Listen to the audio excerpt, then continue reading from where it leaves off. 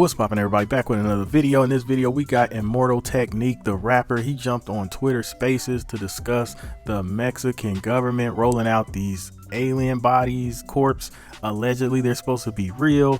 We don't know, they look kind of fake, and it's caused quite a stir where people are saying it's cap, it's fake, it's a hoax, and other people are saying it's real. They kind of look like aliens from what you would see in the movies. Let's get into this clip, this whole discussion. I want to hear you guys' comments down below on what you think, and we'll talk after the clip. I'm out. So many symbols that depict something that is human-like but not exactly human.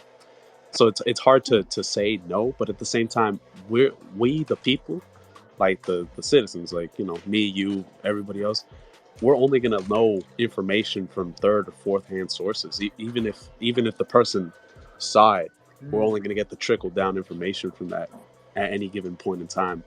So it's like the truth is really never gonna be revealed to us ourselves. I'm not sure if that makes sense. No, it makes sense. For example, there's a TV special called I, Claudius, right, where they talk about what was going on in the life of Augustus and Julius Caesar and Rome and everything. Right, common people didn't know what's going on in society at that time, right? They didn't know the inner workings of everything. Yes. It had to be exposed after centuries of dialogue, and the politics of filth and conspiracy will last almost endlessly at some points. So then here's another kind of question to throw forth. And now, since we're all sharing theories, well, I might as well share this one with you. What if the aliens aren't aliens? What if they're the first Earthlings and they left and now they're back? Like, oh, look at this roach-infested planet that we left. We left this place kind of up, but now it's even more up, and it's covered with these little creatures. And it could be anything. And there is credence to that theory. I mean, most UFO sightings do come from our own planet, like UFOs or UAPs. Now they call them. I don't know why they're changing the vernacular. Probably another distraction. But anyways, going into volcanoes, going into lakes, and coming out of the same way. So I've always talked to people, and I've asked them, well, why haven't you considered the fact that extraterrestrials could have came from even our own planet? Or maybe they're still here. Or maybe, and here's the weirder part. And then let's go to the Twilight Zone.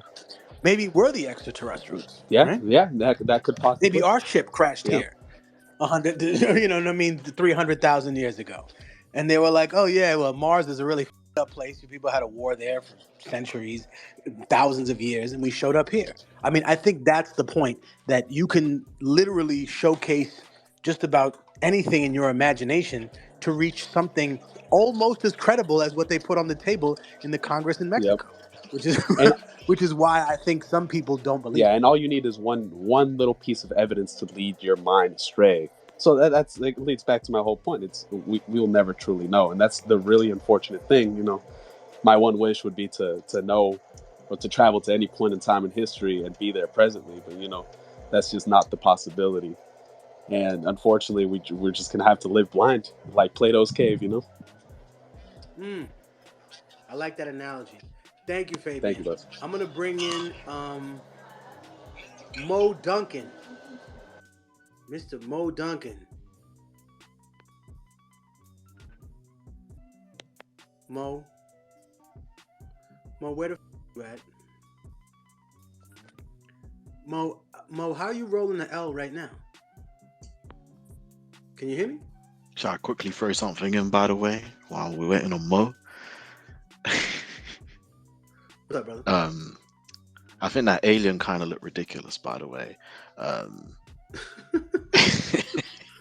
I just feel like if we were to see a real alien, it would be some mad design we would never have considered or thought of. Like we were saying earlier, they could be made from anything or be from any sort of dimension. I feel like if we were to see what they look like, maybe our brains just wouldn't even be able to comprehend it.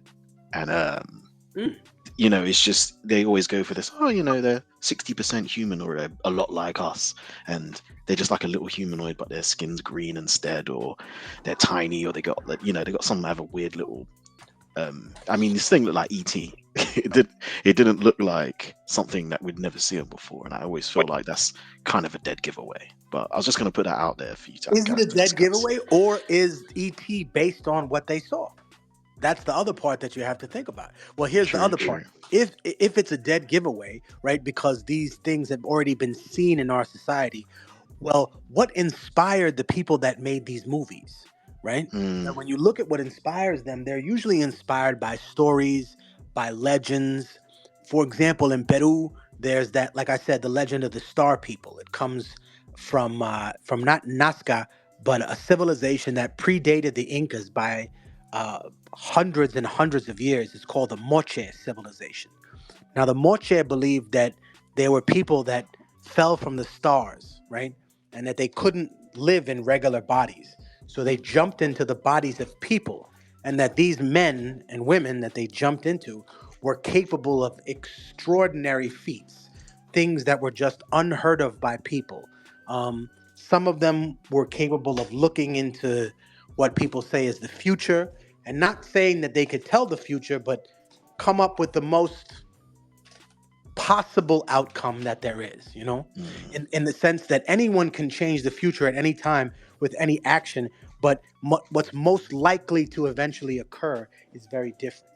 Other people had, phenomenal strength, and then we get into the legend of what it is because there's not actual proof of it. Um, all right, thank you, Endless. Man, I appreciate that.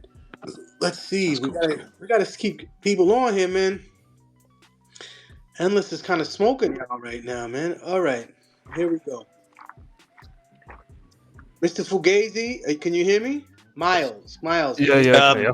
Hello. Hello, gentlemen. How you doing? Well, How's it going, everybody? I was just gonna, All right. What do you think? I was just gonna say with the alien stuff, I've been thinking about, all the UAP stuff, all that. I think the way we need to think about it is, if there's an alien, they're watching us, if they're advanced enough to get to that stage, they're gonna have to have a strong idea of ethics. I think, we've got an idea of ethics, we just don't abide by it. That's why this planet. And in my view, what we should be doing is asking for help.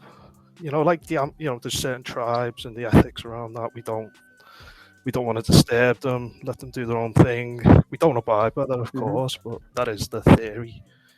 And I think if they're out there, Right, that's very interesting. No, because even if we take it to sci-fi, didn't Star Trek have that law? Like you're not allowed to interfere with a yeah, it's civilization sort that's of not like a as scientific, technically advanced it's as like you. a scientific almost ethics, isn't it? And I think, really, if you look at the state of this world, unless something big happens, where it takes 10, I mean, 50, 100 years.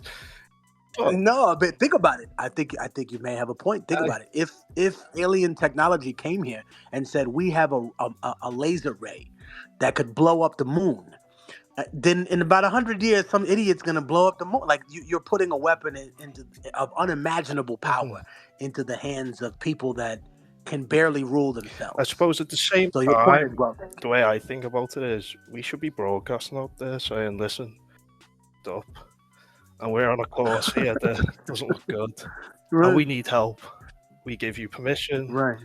Yeah, but of course, and that's what I mean, to get to that stage, any civilization's got to have strong ethics, can't end up blowing themselves up, can't poison their own world.